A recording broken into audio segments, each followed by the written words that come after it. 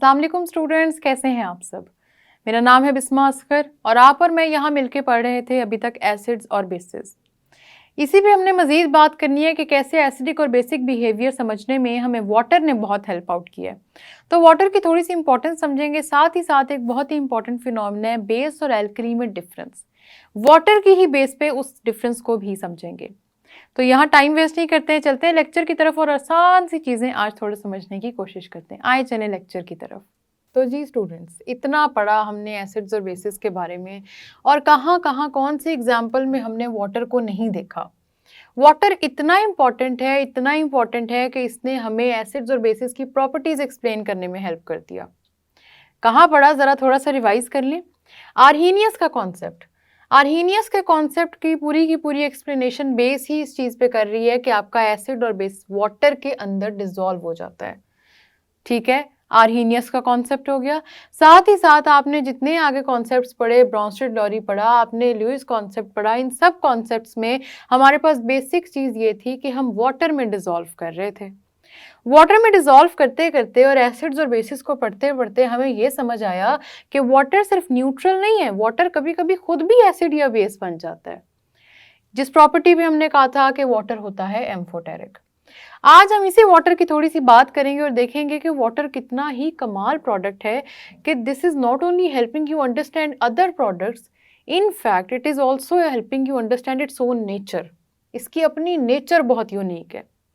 सबसे पहले तो आपने ये समझना है स्टूडेंट्स के वाटर हमेशा आयोनाइज करता है और आयोनाइज करके ये हाइड्रोजन आयन और हाइड्रोक्साइड आयन्स में कन्वर्ट हो जाता है।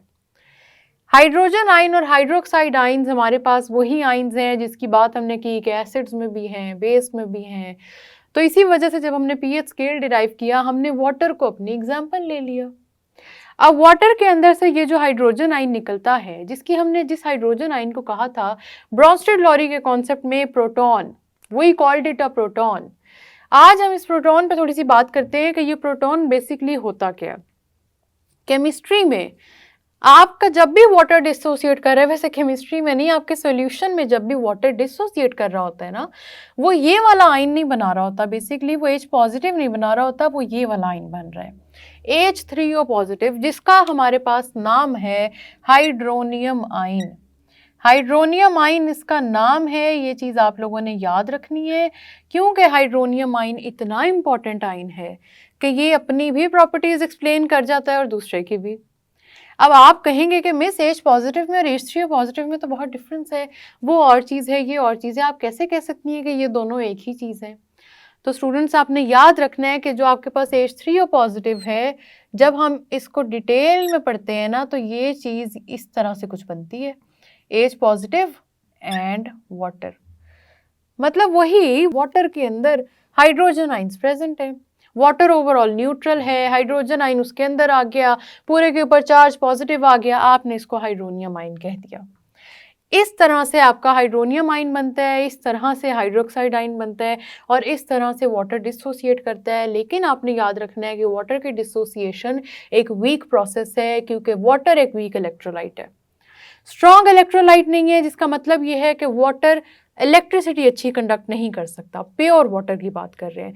प्योर वाटर में क्योंकि वाटर पूरी तरह डिसोसिएट नहीं करता, हमने डिसोसिएशन में कुछ प्रॉपर्टीज पढ़ी थी कि डिसोसिएशन का मतलब है कन्वर्टिंग इनटू आयंस।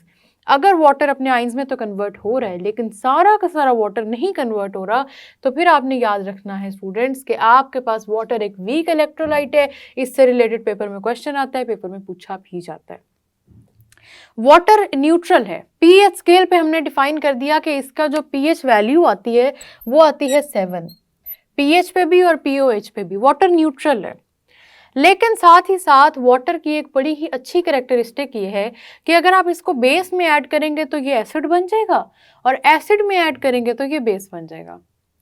स्टूडेंट्स आपको याद आ गया होगा, ब्रॉन्स्टेड लॉरी कॉन्सेप्ट में हमने देखा था कि किस तरह से वाटर रिएक्ट करता है एसिड्स और बेसिस के साथ। यहाँ पे देखें, हमने सबसे पहले वाटर को एक बहुत ही स्ट्रॉन्ग एसिड H2SO4, बार बार मैंने आपसे कहा है कि H2SO4 को याद रखें, H2SO4 को मत भूलें, ये स्ट्रॉन्ग एसिड है और स्ट्रॉन्ग एसिड है, इंपॉर्टेंट एसिड है, पेपर पॉइंट ऑफ व्यू से भी इंपॉर्टेंट है, केमिस्ट्री पॉइंट ऑफ व्यू से भी इंपॉर्टेंट है। H2SO4 आपके जब वाटर आप ऐड कर दें H2SO4 में, तो H2SO4 आइंस में तो कन्वर्ट होगा ही होगा, जो कि उसकी नेचर है, लेकिन साथ ही साथ क्या होगा कि ये वाटर आपका एसिड के साथ बेस बन जाएगा। और ब्रॉन्स्टेड-लॉरी कॉन्सेप्ट से हमें पता लगा कि ये बेस इस तरह बनता है कि H2SO4 अपने अंदर से जो प्रोटॉन निकालता है, मतलब जो हाइड्रोजन आयन निकालता है, वो वाटर एक्सेप्ट कर लेता है। तो आपने याद रखना है कि आपका जो वाटर है ये हाइड्रोक्साइड आयन देने की कैपेबिलिटी भी रखता है और प्रोटॉन एक्सेप्ट करने की कैपेबिलिटी भी रखता है। ये तो हाइड्रोजन और हाइड्रोक्साइड आयन में कन्वर्ट हो रहा है ना, जो हमने देख लिया। साथ ही साथ आपका water H positive ion proton accept करने की प्रॉपर्टी भी रखता है। प्रोटॉन क्या था जो आपका एसिड ने निकाला, वाटर ने इसको एक्सेप्ट किया, वाटर ने हाइड्रोनियम आयन बना दिया और वाटर यहाँ पे रिएक्ट कर रहा है as a base according to Bronsted Lowry concept. आपको मैंने बताया था कि जब भी हमने जिस थ्योरी की बात करनी है उसी थ्योरी के साथ उस एसिड को एक्सप्लेन करना है, तो नाम ना लिया तो इनकम्प्लीट हो जाएगी बात। हमने बात कर ली कि एसिड हमारे पास जब वाटर में आएगा तो एसिड के साथ वाटर बेस बन जाएगी, न्यूट्रल कंपाउंड है, लेकिन देखिए एसिड के साथ जब रिएक्ट करेगा तो बेस बन जाएगा। इसी तरह वाटर न्यूट्रल कंपाउंड है, लेकिन आप वाटर में जब बेस ऐड करेंगे, अमोनिया स्ट्रॉन्ग बेस ऐड कर देंगे तो आपके पास वाटर अब एसिड बन जाएगा। ये चीज आपने याद रखनी है। अब क्या हुआ कि वाटर पहले तो आपने देखा एसिड के साथ प्रोटॉन को एक्सेप्ट कर रहा था, अब वाटर क्या करेगा, प्रोटॉन दे देगा, ये अपने अंदर से प्रोटॉन को निकालेगा। तो आपने देखा कि आपके वाटर की दो क्वालिटीज हैं, ये प्रोटॉन को एक्सेप्ट भी कर सकता है और ये प्रोटॉन को अपने अंदर से निकाल भी सकता है। यही वो वाटर की क्वालिटी है स्टूडेंट्स जो आपने याद रखनी है, जो इसको एम्फोटेरिक बनाती है कि ये hydrogen ion, proton, hydronium ion, जो मर्जी कह लें, एक ही चीज़ के इतने सारे नाम हैं, इसको एक्सेप्ट भी कर सकता है और अपने अंदर से इसको निकाल भी सकता है। ये हाइड्रोजन आयन को एक्सेप्ट कर सकता है, निकाल सकता है, हाइड्रोक्साइड आयन अपने अंदर से निकाल सकता है। ये दोनों प्रॉपर्टीज़ हैं वाटर की, जिस वजह से वाटर आपके पास एम्फोटेरिक बन जाता है। एम्फोटेरिक में हमने देखा था कि कुछ हमारे पास एक्सेप्शनल केसेस हैं केमिस्ट्री के, जिसमें कुछ एक्सेप्शनल केसेस तो चले हमने पढ़ लिए थे, लेकिन ये वाली जो प्रॉपर्टी है वाटर की बेसिस पे, ये बहुत इंपॉर्टेंट है। ये आपको पढ़ाने का मकसद ये है कि जब पेपर में आपके पास क्वेश्चन आए और आपसे एम्फोटेरिक के बारे में पूछा जाए, चाहे आपसे कहा जाए amphoteric acids, basis, amphoteric oxides, तो आपने याद रखना है कि एम्फोटेरिक का नाम जिधर भी आएगा वाटर आपने लाजमी लिख देना है। Water is a very important compound, it is a amphoteric compound, आपने याद रखना है। It can show properties of an acid and it can show the properties of a base. So ये इतना मल्टी टैलेंटेड है कि ये हर तरह की प्रॉपर्टी शो करता है। वैसे न्यूट्रल है, लेकिन एसिड के साथ बेस बन जाएगा, बेस के साथ एसिड बन जाएगा। ये प्रॉपर्टी इसकी खास है, ये खास बात है इसकी, जिस वजह से हमने याद कर लिया कि वाटर एम्फोटेरिक है। जब आपने पेपर में एम्फोटेरिक के बारे में लिखना है, हमने बात की थी स्टूडेंट्स के क्वेश्चन इनकम्प्लीट होता है एग्जाम्पल्स के बगैर, तो एग्जाम्पल में वाटर की एग्जाम्पल लिखे बगैर नहीं आना आपने, नहीं तो फिर आपको मार्क्स नहीं पूरे मिलेंगे। फिर ये होता है ना कि एम्फोटेरिक में क्वेश्चन आया, आपसे पूछा गया एम्फोटेरिक क्या होता है, तो ज़रा एक्सप्लेन तो करें एम्फोटेरिक होता क्या है। इसी एक्सप्लेनेशन में स्टूडेंट्स हमने जब एम्फोटेरिक एक्सप्लेन करना है तो हमने क्या करना है कि एम्फोटेरिक को एक्सप्लेन करते हुए एग्जाम्पल लिख देनी है, लाजमी लिख देनी है, वाटर को ले लेना है और साथ ही साथ आप लोगों ने ये भी बता देना है कि आप इन दो एग्जाम्पल्स को ब्रॉन्स्टेड-लॉरी कॉन्सेप्ट पे एक्सप्लेन कर रहे हैं। ये चीज़ आपने याद रखनी है। एक और बड़ा इंपॉर्टेंट कॉन्सेप्ट है बेस और एल्कली का। काफ़ी स्टूडेंट्स इसमें कंफ्यूज हो जाते हैं और काफ़ी दफ़ा ये नाम कंफ्यूज करते भी हैं। होता क्या है कि बेस और एल्कली का जो नाम है ना, ये इंटरचेंजेबली यूज़ हो जाता है। कहा जाता है बेसिस, एल्कलीज, मतलब बेस की जगह एल्कली यूज़ कर लिया, एल्कली की जगह बेस यूज़ कर लिया, इंटरचेंजेबली इन दोनों का नाम लिया जाता है। थोड़ा सा इनमें माइनर सा डिफरेंस है। वाटर की बात कर रहे हैं और हम यहाँ पे बात करेंगे कि इनमें डिफरेंस कैसे पता लगा। आपने सही गेस किया, हमें इनमें डिफरेंस भी वाटर की बेस पे पता चला। आपकी बेस, ये बात आपने याद रखनी है, कॉन्सेप्ट का स्टार्ट बेस से ही है, एल्कली से नहीं है। आपकी बेस जब भी वाटर में डिसॉल्व हो जाएगी या सॉल्युबल होगी, ठीक है, वाटर में सॉल्युबल हो जाए, बेस आपकी वाटर में सॉल्युबल अगर हो जाएगी तो आप इसको कहेंगे एल्कली। ये वाला कॉन्सेप्ट समझ में आ रहा है? इजी सी चीज है, बेस एल्कली बन जाएगी जैसे ही ये वाटर में डिसॉल्व हो जाएगी। ये वाला फिनोमिना याद रखना है, ये वाला कॉन्सेप्ट याद रखना है। आपकी बेस, कोई भी बेस, अब हर बेस वाटर में सॉल्युबल नहीं होती, ये बात भी याद रखनी है। जब तक आपकी बेस वाटर में सॉल्युबल नहीं है आप उसको एल्कली नहीं कहेंगे। तो एल्कली क्या चीज है? वो बेस जो वाटर में सॉल्युबल है। Any base that is soluble in water and dissolves in water is called alkali. Alkali और बेस में ये मेजर डिफरेंस है। अब क्या है कि सारी की सारी एल्कलीज जो है ना स्टूडेंट्स, ये बेस की प्रॉपर्टीज भी देती हैं। वही बेसिस है ना, सिर्फ क्या किया आपने, वाटर में डिसॉल्व कर दिया और आपने उसको अलग नाम दे दिया एल्कली। है तो वही चीज है, बेस ही है, एल्कली आपकी बेस ही है। एल्कली की भी वही प्रॉपर्टीज हैं। हाइड्रोक्साइड आयन मोस्टली निकालेगी, लिटमस पेपर का कलर चेंज करके ब्लू में कन्वर्ट कर देगी, सारी की सारी वही प्रॉपर्टीज हैं। Bitter in taste, slippery in touch, सब वही प्रॉपर्टीज हैं। बस आप लोगों ने स्टूडेंट्स ये याद रखना है कि आपने उसको एल्कली तब तक नहीं कहना जब तक वो वाटर में डिसॉल्व ना हो जाए। A base when dissolved in water is called an alkali, जिससे हमें ये बात पता लगी कि सारी की सारी alkalis are also called bases। समझ आई? ये एक स्टेटमेंट आती है हर बुक में जहाँ एसिड्स बेसिस का जिक्र हो, ये स्टेटमेंट ना लिखी हो ऐसा हो ही नहीं सकता, फिर कंफ्यूज हो जाते हैं आप सब। गौर से सुने, आपकी बेस जब भी वाटर में डिसॉल्व होगी वो एल्कली बनाएगी। इसका मतलब है ऑल एल्कलीज आर बेसिस। सारी की सारी एल्कलीज ऑलरेडी बेसिस भी हैं, सिर्फ वो वाली एल्कली हमने अलग की है, वो बेस अलग की है जो वाटर में डिसॉल्व हुई और उसको एल्कली कह दिया। All of your alkalis are your bases but all of your bases are not alkalis. अब सारी की सारी बेसिस एल्कलीज क्यों नहीं है? क्योंकि सारी की सारी बेसिस वाटर में डिसॉल्व नहीं होती। तो जो वाटर में डिसॉल्व नहीं हो रही आप उसको एल्कली नहीं कह सकते। तो ये बात आपने याद रख लेनी है, all alkalis are bases but all bases are not alkalis. ये डिफरेंस याद रखना है। कुछ एग्जाम्पल्स आप कहेंगे मिस बता दें, एल्कली तो आपने कह दिया, बेसिस हमने इतनी ज़्यादा पढ़ी, अब उनमें कौन से एल्कली थे कौन से नहीं। पीरियोडिक टेबल में आपको अगर याद हो, 9th में पीरियोडिक टेबल पढ़ा था हमने। आपके पीरियोडिक टेबल में जो पहला ग्रुप है, specifically first group of the periodic table, alkali metals के नाम से मशहूर है। उसका नाम ही ये है, आपके फर्स्ट ग्रुप का नाम है एल्कली मेटल्स। ठीक है, एल्कली मेटल्स उनको क्यों कहते हैं? अभी हमने प्रॉपर्टी डिस्कस की, anything that dissolves in water is called alkali. इस वजह से स्टूडेंट्स आपके पास जितने भी फर्स्ट ग्रुप के एलिमेंट्स हैं, क्योंकि वो वाटर में डिसॉल्व हो जाते हैं, इसलिए हम उनको कहते हैं alkali metals.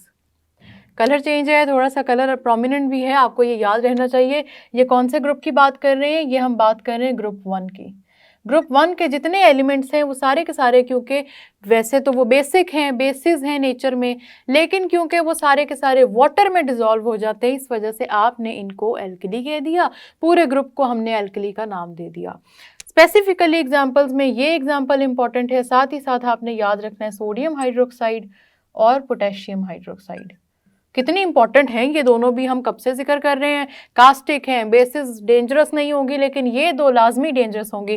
Sodium hydroxide caustic soda और पोटेशियम हाइड्रोक्साइड कास्टिक पोटैश, ये दोनों भी डेंजरस बेसिस जो हैं ये भी वाटर में हो जाती हैं डिसॉल्व।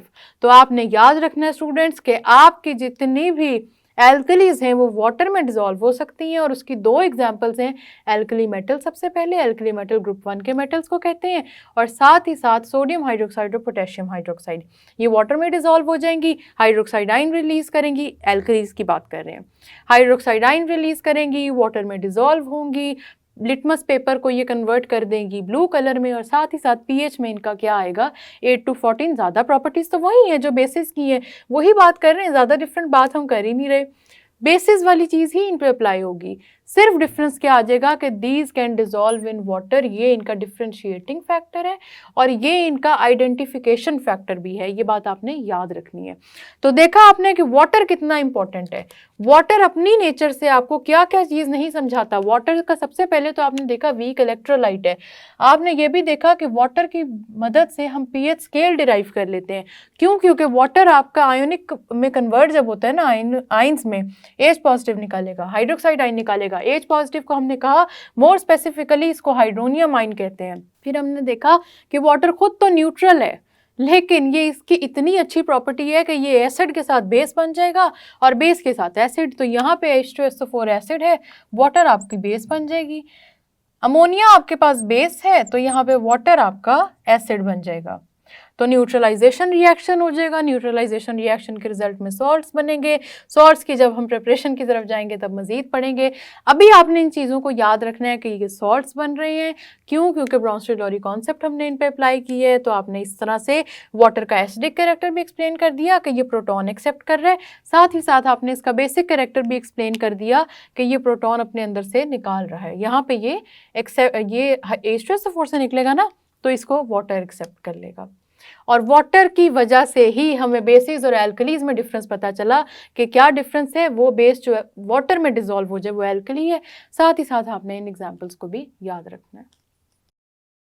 तो जी स्टूडेंट्स, आपने देखा वाटर कितना इंपॉर्टेंट है। वाटर एम्फोटेरिक बन जाता है। एम्फोटेरिक का मतलब है एसिडिक भी और बेसिक भी। और वहीं पे वाटर के बारे में हम बात करते हैं कि ये न्यूट्रल भी है। तो ये वाटर की बहुत सी क्वालिटीज़ हैं, वाटर की बहुत सी प्रॉपर्टीज़ हैं जो हमें केमिस्ट्री में बहुत हेल्प आउट करती हैं चीज़ों को समझने में। साथ ही साथ जो एसिड और एल्कली और बेस और ये सारी जो हमने बातें की हैं ना, वाटर को अपनी नज़र में रख के, ये आपने भूलनी नहीं है। स्पेसिफिकली बेस और एल्कली का डिफरेंस तो बिल्कुल नहीं भूलना।